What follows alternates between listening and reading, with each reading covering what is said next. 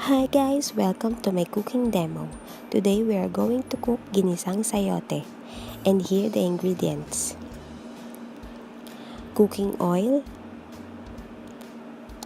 chopped garlic, chopped onions, pork sliced into small pieces, 1 cup of water,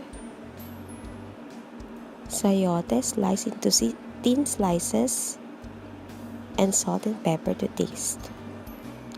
Let's get started! So, nagpainit na ako ng pan at naglagay na rin ako ng mantika. Medyo pumuputok lang kasi nahaluan ng tubig.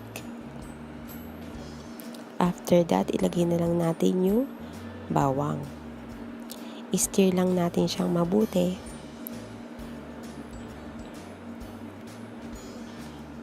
Then after that, ilalagay na natin ng kapartner ng bawang ang sibuyas.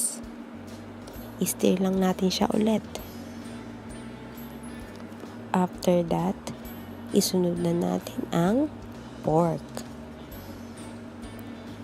So itong pork, gusto ko dito maging crispy siya, kaya gagawin natin ipapag-golden crispy natin siya.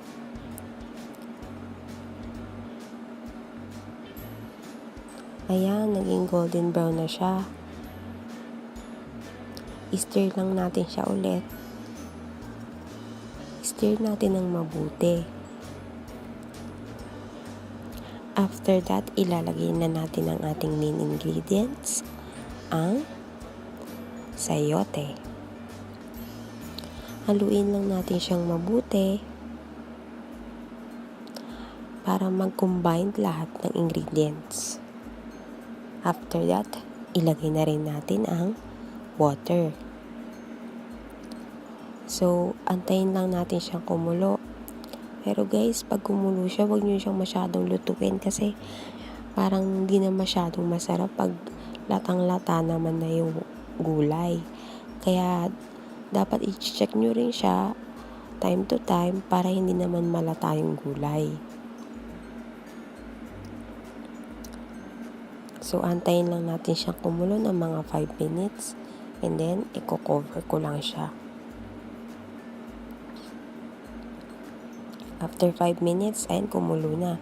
Ilagay na natin ang salt and pepper to taste. Depende po ito sa panlasa ninyo, ha. Haluin lang natin ulit.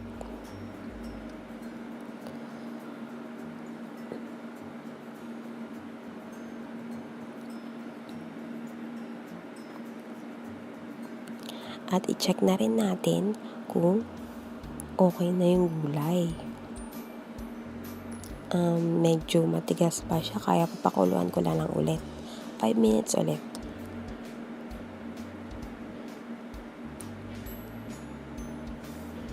After 5 minutes, pwede mo na itong iserve. Good for 5 person ito. Ilalagay ko sa description box lahat ng exact ingredients at measurements. Ayan, okay na yung taste niya. Pwede na natin siyang iserve. Happy eating! Thanks for watching. For more videos, please click the subscribe button below.